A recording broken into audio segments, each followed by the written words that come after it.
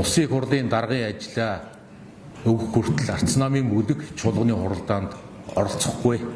Арц намын өнөөдөр бүлгийн хуралдаан боллоо. Бүлгийн хуралдаанаар нэг асуудал хэлэлцсэн. Тодорхой дүгнэлт хэлвэл өнөөдөр арц намын бүлгийн хурал 42 гишүүнтэйгээс 41 гишүүн оролцсон. 41 гишүүн 100% саналаар нэг шийдвэр гаргасан. 100% саналаар энэ шийдвэрийг эхлээд дүгнэлтийг нь хэлчихье. Энэ нь аль нэг намын дарга